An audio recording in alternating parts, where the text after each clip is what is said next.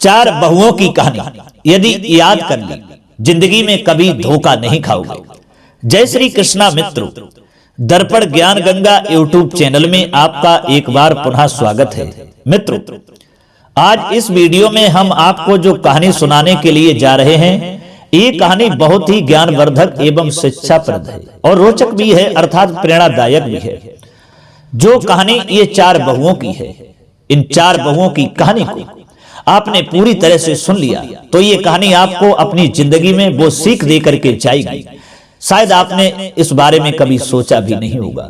तो आइए मित्रों, शुरू करते हैं ये कहानी। बस आपसे निवेदन है कि आप हमारी वीडियो की समाप्ति होने तक हमारे इसी तरीका से चैनल पर बने रहें। और यदि आप हमारे इस चैनल पर नए मेहमान दर्शक बनकर के आए हैं, आपने अभी तक हमारा चैनल सब्सक्राइब नहीं किया है, मित्रों मैं उम्मीद करूंगा आपसे और अनुरोध भी करूंगा कि आप हमारे इस चैनल को सब्सक्राइब जरूर कर लेना और बेल आइकन घंटी को भी अवश्य दबा देना।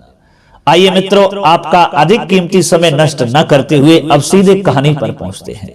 दोस्तों, एक समय की बात है कि किसी शहर में एक राजा रहता था। उस राजा के चार रानियां थीं, अर्थात उस राजा ने अपनी जिंदगी में चार विवाह किए थे। राजा बूढ़ा हो चला था। राजा ने पूरी जिंदगी राज्य ही किया था, राज्य को ही चलाया था। एक बार क्या होता है कि वह बूढ़ा राजा बीमार पड़ जाता है, और जब बीमार पड़ गया तो उसने वैद्य जी को बुलाया, वैद्य जी से इलाज करवाया। वैद्य जी ने इलाज किया, उस बूढ़े राजा के लिए सही किया। फिर वैद्य जी राजा से कहने लगे, महाराज एक बात कहूं, यदि आप नाराज ना हो। जवाब दिया, कहो। दोस्तों, वैद्य जी ने कहा उस राजा से कि राजा साहब, अब जिंदगी के थोड़े समय आपके बचे हुए हैं, इसलिए मैं चाहूंगा कि आप इस राज्य को छोड़ दें। इस राज्य का उत्तराधिकारी यानी इस राज्य का राजा अपने लड़का को बना दें और आप संन्यास ले लें और जंगल में जाकर के जो भी जिंदगी के शेष दिन बचे हैं वो संन्यास में बिताएं और भगवान का भजन करें, उनका गुणगान करें।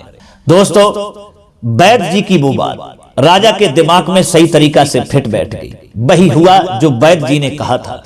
एक दिन क्या हुआ कि राजा ने अपने लड़का के लिए वहां का राजा बना दिया और उसके बाद में संन्यास लेने के लिए राजा चल दिया।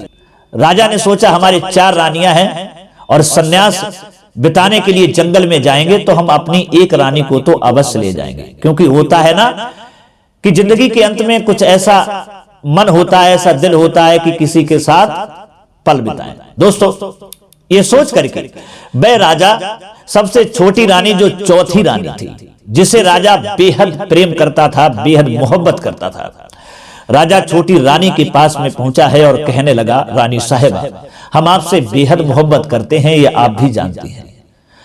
जवाब दिया, बिल्कुल आप सही कह रहे हैं, क्या बात है। तब राजा कहने लगा, रानी साहिबा हमने अपने पुत्र के लिए राजा बना दिया है और हमने संन्यास ले लिया है, क्या आप हमारे साथ संन्यास बिताने के लिए, भगवान का भजन करने के लिए जंगल में चल सकती हैं। दोस्तों, राजा की बात को सुनकर के वो छोटी रानी, जिसे राजा बेहद मोहब्बत करता था, उसने साफ इनकार कर दिया। महाराज माफ कीजिएगा, हम आपके साथ बिल्कुल नहीं जा सकते हूं। आप जंगल में जाइए, आराम से संन्यास ले लीजिए और भगवान का भजन करिए, अच्छी बात है, लेकिन मैं आपके साथ बिल्कुल नहीं जा सकती, क्षमा चाहूंगा। दोस्तों, राजा का चेहरा उदास हो चुका था। राजा सोचता था कि ये छोटी रानी, जो हमारी सबसे प्यारी रानी थी, जिसे मैं बेहद मोहब्बत करता था, और इसी रानी ने हमसे मना कर दिया और कहा कि मैं तुम्हारे साथ जंगल में नहीं जा सकती, तुम्हारे साथ जंगल में दिन नहीं बिता सकती। राजा उदास हो गया और फिर वहां से चल दिया। सोचा चलिए अब हम अपनी तीसरी रानी के पास में चलते हैं। राजा विचार करता हुआ जा रहा है कि तीसरी रानी मना नहीं करेगी, वो तो हमारे साथ जंगल में जरूर जाएगी। दोस्तों, इसी उम्मीद को लेकर वह राजा अपनी तीसरी वाली रानी के पास में पहुंचा है। राजा उसे भी मोहब्बत करता था। जाकर के राजा कहने लगा, रानी साहिबा अब हमने संन्यास ले लिया है और जंगल में हम भगवान का भजन करने के लिए जाना चाहते हैं, क्या हमारे साथ जंगल में समय बिताने के लिए चल सकती हो? दोस्तों, रानी कहने लगी, नहीं महाराज, मैं आपके साथ जंगल में दिन बिताने के लिए नहीं जा सकती हूं। मैं दूसरी शादी तो कर सकती हूं, लेकिन जंगल में आपके साथ संन्यास में भगवान का भजन करने के लिए नहीं जा सकती हूं। अगर आपको भजन ही करना है तो यहां करिए, संन्यास ले लिया है, अच्छी बात है। जंगल में क्या जरूरी है जाना? और अगर जाना ही है तो आप चले जाइए, आराम से संन्यास लेकर के भगवान का गुणगान कीजिए, लेकिन मैं नहीं जा सकती हूं, दूसरी शादी कर लूंगी, इतना तो कर सकती हूं। दोस्तों, राजा तीसरी रानी के ये शब्द सुनकर के बड़ा ही उदास हो जाता है और फिर चल देता है अपनी दूसरी रानी के पास में। राजा सोचता हुआ जा रहा था कि दूसरी रानी को मैं मोहब्बत जरूर करता हूं, वो तो हमसे मना नहीं करेंगे। दूसरी रानी के पास में जब वह राजा पहुंच जाता है, कहता है कि रानी साहिबा, हमने संन्यास ले लिया है और हम जंगल में भगवान का भजन करने के लिए जा रहे हैं, क्या आप हमारे साथ में चल सकती हैं? क्या हमारे साथ में जंगल में दिन बिता सकती हैं? उस रानी ने भी जवाब दिया, महाराज माफ कीजिएगा, मैं जंगल में आपके साथ रहने के लिए, आपके साथ दिन बिताने के लिए नहीं जा सकती हैं। आपने संन्यास ले लिया है, अच्छी बात है, आराम से संन्यास ले लीजिए और जंगल में जाकर के तपस्या करिए, बड़ी अच्छी बात है।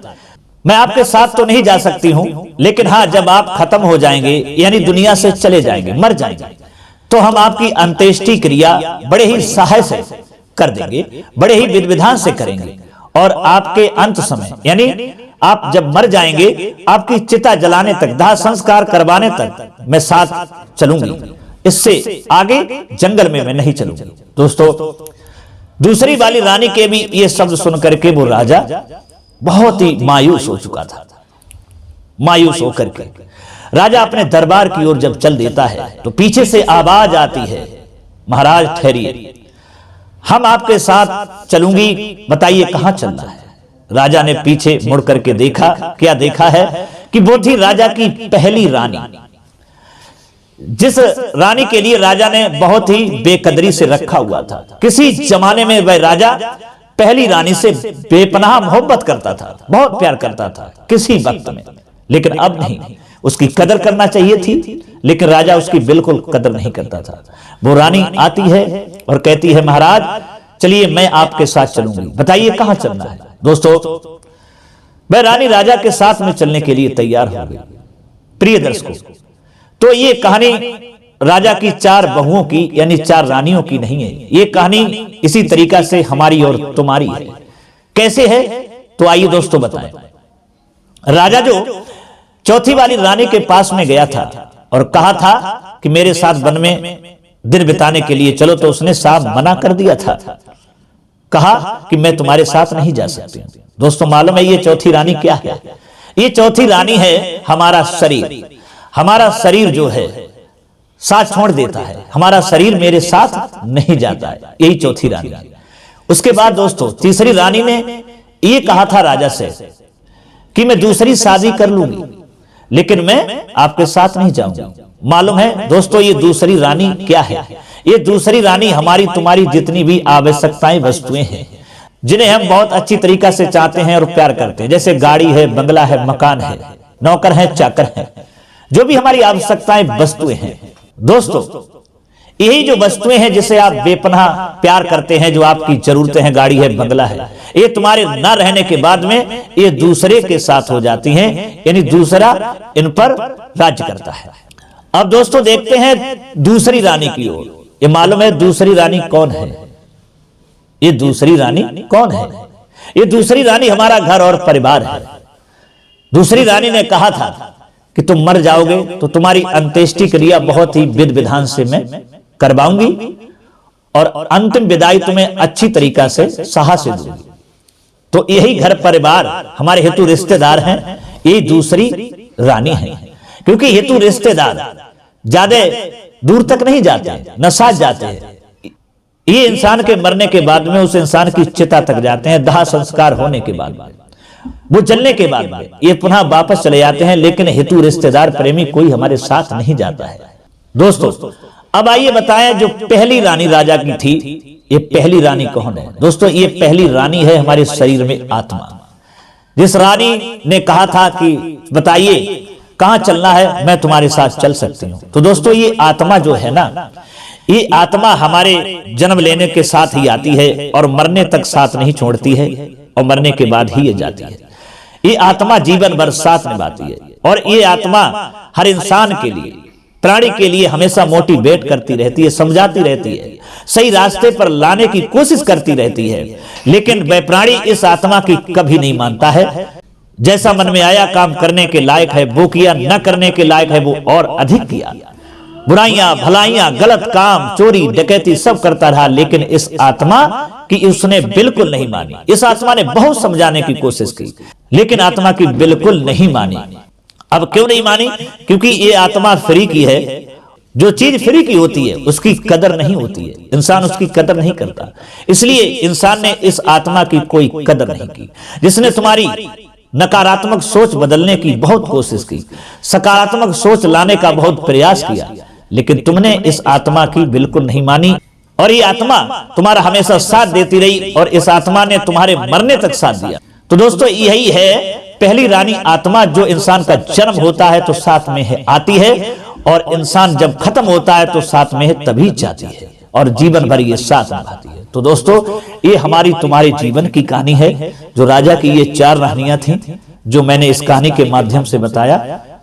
तो दोस्तों, ये कहानी आपको कैसी लगी? यदि ये कहानी आपको अच्छी लगी है, पसंद आई है, तो हमारी वीडियो को लाइक जरूर कर देना, और हो सके तो अपने मित्रों के लिए भी शेयर कर देना, क्योंकि आपका एक सब्सक्राइब करना और शेयर करना हमारे लिए बहुत महत्व की बात है। मित्रों, फिर मिलेंगे अगली वीडियो में किसी नई ज्ञान चर्चा के साथ में। तब तक के लिए सब्सक्राइबर बंधुओं एवं दर्शक भाइयों के लिए राधे राधे, जय श्री कृष्णा, ओम नमः शिवाय।